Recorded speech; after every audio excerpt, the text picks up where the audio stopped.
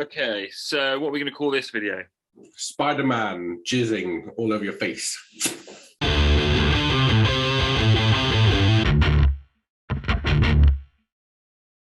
Welcome to Roughneck Movies. With me this week is the very sexy Sam, doing a very sexy dance, and we're going to be discussing the best live-action Spider-Man movies, because we've got the new one coming out, haven't we, this week? Is it this week? Yeah, Spider-Man No Way Home. Okay, I knew it was soon. We're going to have to go and mask up and go and see it COVID-styley, but there we go. So let's start with the very first one, the Tobey Maguire Spider-Man in 2002. Yes. Directed by Sam Raimi. So interestingly, IMDb gave it a 7.3 and Rotten Tomatoes gave it a 90%. So I don't know about you, but when I was a kid, I watched the cartoon, the 90s cartoon, and then that inspired me to read the comic books of the 90s, where Spider-Man took a bit of a darker turn and they're a little bit more edgy, less campy. And I quite liked the edgier, darker stuff, especially with the symbiotes, and introducing characters like Morbius and Blade. But then the film came out and it was like 60s camp. And my first thought was they got the casting wrong. I thought Franco should have played Spider-Man and Tobey Maguire should have played Harry, because what? Yeah, I think no. I love when he's in the Spider-Man costume. I think he looks great. They gave him a silver lining instead of black webbing. And that looked great. They gave him actual bionic web that came out of his wrist as a mutation, as opposed to him being intelligent, and I didn't mind that. I thought that was quite neat. Makes his powers even greater. Yeah. But Tobey Maguire as Peter Parker, I think, is the worst part of that film, because he doesn't come across as this sort of shy, awkward with the girls. He doesn't come across as shy and awkward. He comes across as just stalkery, like this vacant expression of like someone who has no idea how to interact with other people. And I feel sorry for the guy. I'm a little bit like, should he be institutionalized? He's a little bit. Jeez. Okay. Maybe it's a bad directing choice, or maybe it's a bad acting choice. How dare you, Sam Raimi? But I like Tobey Maguire. I think he's fine. I think once you look more into the comics and stuff, like, yes, his Spider-Man isn't quite quippy enough, and his Peter Parker isn't quite nerdy enough. My only thing is that all the characters are blatantly like mid to late 20s, or actors are too old to be in high school. Yeah. And it's the same thing with a lot of films that take place at high school. So that was the only thing I never quite engaged with. But I like the tone of it. I don't think it's cheesy, campy 60s, like you said. I think it definitely has a fun, I think it draws tone more to it. It draws more from those older comics than it would the more 90s that we would have possibly read. So I suppose that was the shock element, whereas the X-Men film that came out just before didn't pull on the old. They were like, well, it's not the 60s. Let's not put them in spandex. We're going to put them in leather, Matrix style. But that probably feels even more dated now than Spider-Man. Yeah, I would also say Spider-Man 1 has not dated or not aged well. And some of Raimi's of like crash zooms and things. Yeah. They work quite well in the second one, but in the first one, some of them don't quite land. And, a Green Goblin costume is a bit Power Rangers-y. Very. So there is, I get it. There are some elements of camp and cheese. But how I rewatched it a couple of weeks ago, and it's fun. Like, it has its flaws, but it's fun. And I think what it did was it opened up the character and comic books to a much bigger audience. And I think I will say it's got good scale. When Spider-Man is web slinging through New York, you feel like Spider-Man's web slinging through New York. When I watched Avengers and they're like, hey, look, New York, I was like, nah, it just feels like a set half the time, and it feels like CGI. Whereas Spider-Man had more authenticity to it. It felt more populated. That's why, like a lot of these Avengers, and even like one of the Transformer films where they take over a city, it feels like, well, it's empty. It looks like a giant set. But no, I think it's a rad film. For the time, it was brilliant. Well, it did very well, and it spawned two sequels. So Spider-Man 2, IMDb gave a 7.3, and Rotten Tomatoes gave a 93%. the highest of the 3 Raimi movies. Now, I thought this film improved on the first one in every way. I thought Maguire's performance was better. I like Kirsten Dunst's performance, and I thought the villain was better. Alfred Molina is probably the best actor in the trilogy, but he played it off the sort of comic book, campy, cheesy, almost with the mustache, sort of evil bad guy, Dick Dastardly sort of thing. Like when he drops out, man, he's like, Butterfingers. It's like he's got little quips, and he was funny and well acted. Yeah. But the one thing I really hate about a lot of superhero films, they do it in Superman as well, is when the hero loses his power. It's almost I agree, 100%. It's for one thing. It's like writer's block. Oh, what do we do? Well, let's just tread ground we've already done. Let's have them break up with their girlfriend and they have to get them back. It's like we've seen that in film 1. I know. Let's not do it again. That's my biggest gripe with that film. Yeah. It was a love story. I think the director wanted to do Doc Ock well. They had that fun, which you mentioned, the crash zoom sort of stuff with the Sam Raimi Evil Dead homage in the hospital sequence, which is like a perfect scene. Like it's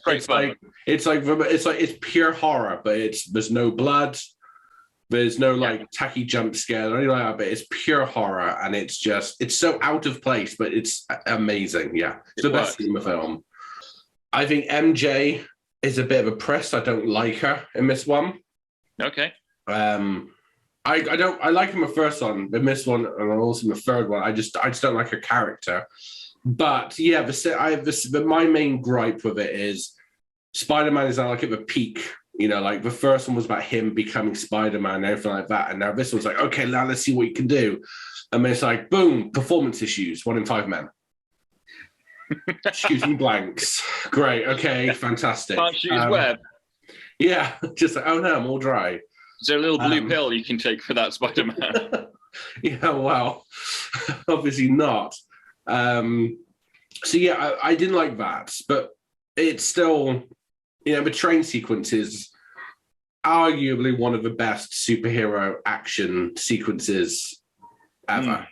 So we'll put it above number 1. 100% above number 1, yeah. Well, with the success of that came Spider-Man 3. The argument is, apparently there were arguments that said Sam Raimi wanted Sandman, and the studio, thinking the third one would be the final, they wanted to get the most money in, so they introduced Venom because he was the fan favorite. So you can that sounds believable to me because you can see in the writing how well Sandman's story is told. He's got his beautiful orchestral score when he turned into sand, and then he reaches for his the pendant of his daughter, and that encourages him. He can't pick it up, and it makes him angry, and that encourages him to take form. There's love behind. You can see from every time Sandman comes on screen, from whether it's a sentimental moment or if it's an action sequence, there's love and care behind it. Absolutely. Whereas the way Eddie Brock and Venom's treated is kind of like Sam Raimi kind of going, oh yeah, oh bollocks. Okay, yeah, let's just do this. That'll do. Right. Squeeze him into the film. Yeah. Do you remember the arrival of Venom? It's Meteorite, wasn't it? That just randomly happens to crash land next to Spider-Man, chilling, and hops on his moped. And just hops on his moped, and then later on just gets him at night. The interesting thing about Venom, which they've not done in Spider-Man 3 or Venom movie, is in the comics when he appeared originally, he looks like Spider-Man and can web sling like Spider-Man because he wants to be better Spider-Man. So the suit makes you what you want to be. Spider-Man gets it, stronger, better Spider-Man. Venom gets it, makes him an evil, angry version of Spider-Man. It's a good thing you read these comics. You can fill me in with all the background stuff, and I'm just like, oh, okay. he even says in it, together, the symbiote and Eddie Brock are a poison to you, Spider-Man. That's why we call ourselves Venom. I like the idea that he gets the symbiote in it, gives him a black suit, which looks awesome. And a cool score. Yeah, but he turns into a dick. Now look, we're not going to get into it too much. The way he suddenly goes emo and starts dancing around the place, I disagree with how that should have been done. Take out the film. That, yeah. But I like the fact he turns into a dick and he has to overcome it and rip off the suit. And I think had that part of the film ended with him ripping off the suit and the alien symbiote going off, and maybe attaching itself to Eddie Brock's camera bag or something, and then it ends. That's that part of the story done. And then in the fourth one, Venom turns up and it's solely Venom. But I did feel like the third one, I liked that arc, but Sandman was a much better character. And built up. And the visual effects, man, like they still hold up. Jeez, it was epic. Yeah, some of it's fantastic. I didn't like. I thought the Norman Osborn son, Harry Osborn, his resolution. Whereas is it his butler comes in and goes, "I nursed his wounds. He was stabbed by his own glider." He's like, "Oh." Like you could have told him that years ago, bud. He could have told him that years ago, and surely Harry would have noticed, or the coroner, when they came in to inspect, cause of death, Spider-Man. It got a bit melodramatic. It did remind me of like cheesy, like 90s soap operas where it's like, my best friend hates me. Oh, he's got amnesia, and now we're best buds, but he's remembering things, and now he's trying to set me up against my own girlfriend, and he remembers. Now we're buds again. Now we're fighting the enemy. It's like, oh, piss off. It's the whole breakup again, though, isn't it? They go back and forth, back and forth. It's like, dude, just settle down. Yeah. Well, anyway, IMDb gave it a 6.2 and 6.2, and Rotten Tomatoes only gave it a 6.3 Still fresh, right?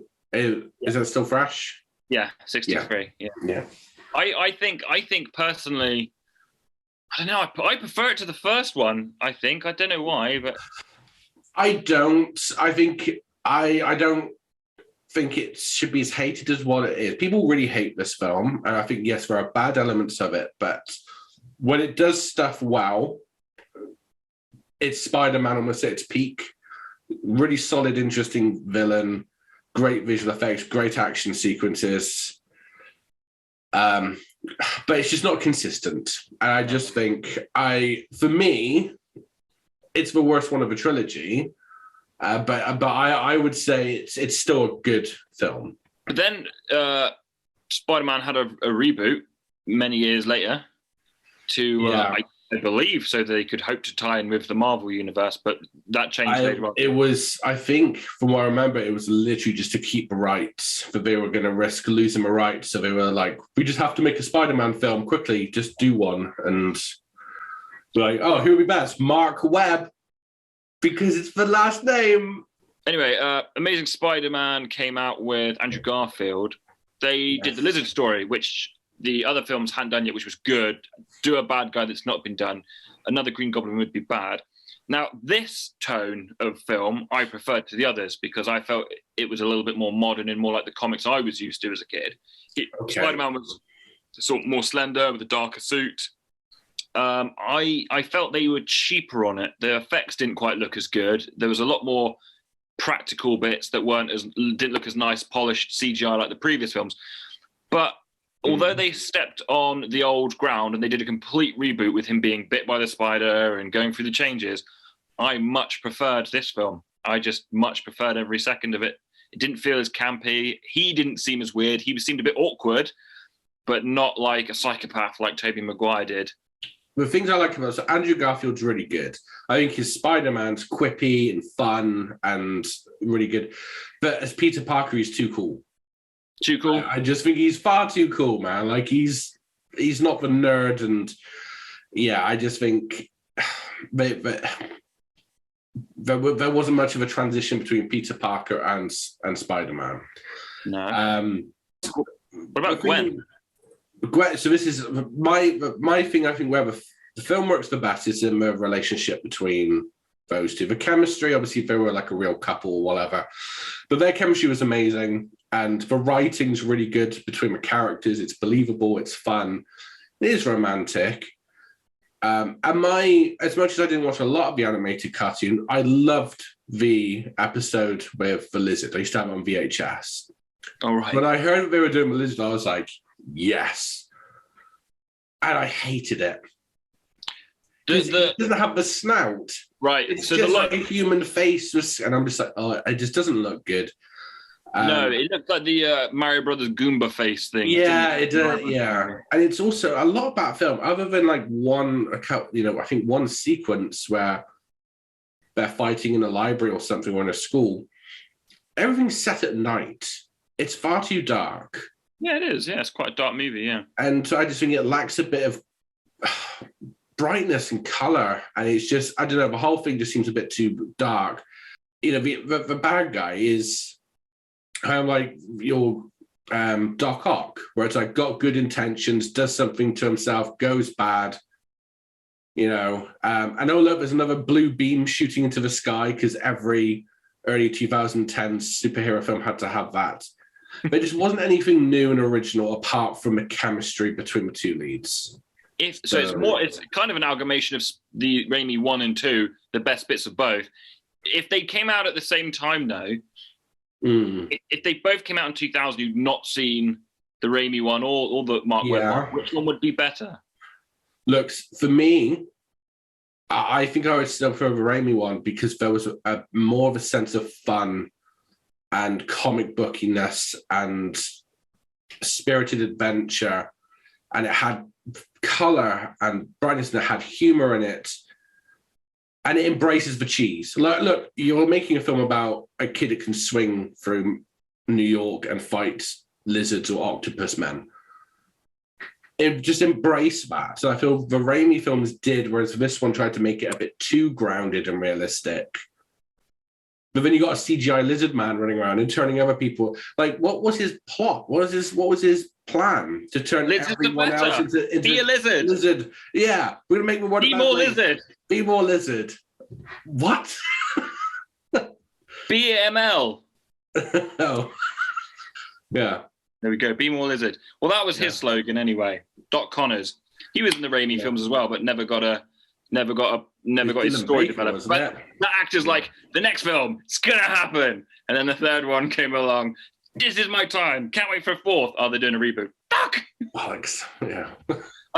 So anyway, straight after that, the success of that film, because it was successful. Oh, we need to put it in a place. Yeah. Oh, one thing I will say actually, but I did really like one last note. Go on then. When he makes a little web trap, he goes into the sewers and he shoots webs out in the middle. And I thought that was really cool. I thought, because we hadn't seen that before. Yeah. We'll put it between Spider-Man 2, Spider-Man 1, Amazing Spider-Man, then Spider-Man 3. Yes. Okay. I agree. Then moving on, this one we can do nice and quickly. Amazing Spider-Man 2. They put way too much shit into the film. They fucked up with the story. There's a nice element with Aunt May, and she's like, I am your mother. And he goes, I know you are. And they have that lovely moment. Other than that, why does he cry all the time? I'm going to break up with you and cry. We're going to get back together. It's still the non-stop. It's the whole, I want to be with you, but I can't. I want to be with you, but I can't. And it's just, oh, for God's sake, just commit. I like the balls that they killed her off. Like, that was quite a good moment. But other than that, I like the suit. The main thing is that they just didn't learn from the third Spider-Man is they just tried to throw too much in.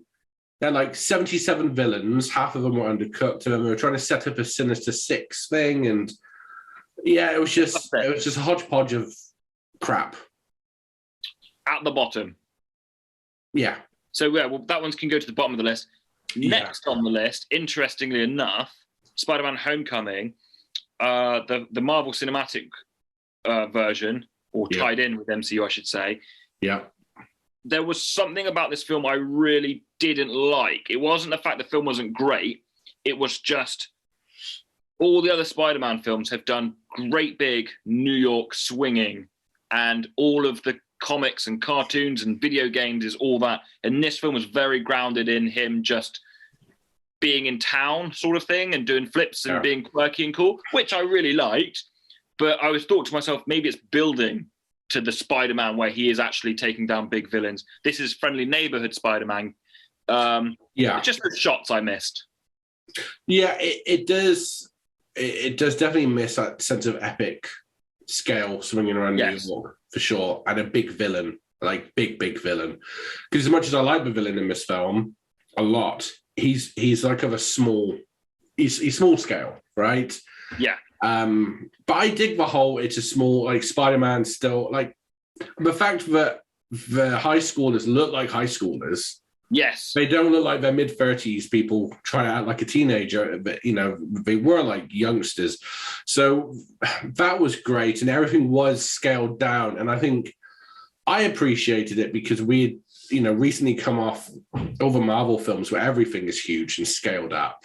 So now all of a sudden we're getting a smaller tale of him kind of discovering more about himself. So yeah, I agree completely with what he's saying, but I kind of liked the different tone and change because I think we had a really good Spider-Man with the Raimi films, and then for me, a carbon copy and then a crap version with the Garfield ones. And it was like, okay, at least we're getting something really tonally different now. We've got those fun Ferris Bueller's Day parodies there with the jumping through the garden stuff. Yeah, it felt very much like those 80s John Hughes. John Hughes, yeah. So, it had a very much a teenagey. If John Hughes had made a Spider-Man film, it would have been kind of in that kind of ballpark, I feel. Which was cool. Yeah. I thought that the Michael Keaton's lines delivered were fantastic. When he's like looking in the mirror, he's like, Spider-Man. But that's just Michael Keaton as a whole. The best scene in that film for me is that limo scene where he figures out that the kid is Spider-Man. And it is so, and like the cut, it goes like through a deep red. And it's like all of a sudden, like there's an intensity behind it, which hadn't been in the rest of the film. So yeah, like I think he's also a good villain because he's not an outright villain, but he'll do what he has to do. And the twist is good that he's the girl's dad and stuff. So I dug it. I thought it was a fun film. There's great story and there's great motive behind the actions of all the characters. Yeah. And they all have their part to play, even his buddy Ned. And it makes it great for teenagers. I mean, imagine being like a 14-year-old, 13-year-old lad watching it, because that's who it's pitched at, I guess. Absolutely brilliant. Where would you put that one? I would put it quite high, if I'm honest. I think it's great, if not the best. I put on a par with Spider-Man 1, but below Spider-Man 2. We'll put it in our second spot then, beneath Spider-Man 2. Yeah. The last film that's released today is Far From Home, which is the first MCU film to take place after Endgame, where Tony Stark dies. Finally, because he just whinged a lot, that guy, and like he had his chance to kill himself off and save the day many times. So I'm glad he's gone. But anyway, it's all about. Yeah. Jim said it, not me. Yeah, I said it. Yeah, at me, not Sam. I loved the introduction of Mysterio, and you're probably aware that Sam Raimi rumored to have Mysterio in Spider-Man 4. There was I've heard so many rumors there was going to be Vulture, it was going to be Mysterio. It was he was going to be played by Bruce Campbell, because Bruce Campbell cameoed in all three of the Spider-Man films. Yeah, he was going to be Mysterio at the very beginning, get arrested, and then the villain would be the Vulture later on. Okay. But anyway, Mysterio was done in this film for the first time properly. Gyllenhaal, I thought, did a great performance, and the story behind it, where he got the tech and how he manipulated Spider-Man, and he took advantage of his naivety and his innocence. Revealing it's in a bar or a pub or something, and he's all been special. Yeah, I think if you didn't know who Mysterio was, if you were like a youngster and you didn't know, because I mean, Mysterio was back in like the 60s cartoons. I mean, I remember him from those. So I always knew it was going to be a villain. It was going to be a reveal. But the way it's done, I think it would have been a big, like, oh my God moment for the kids watching. So I dug it.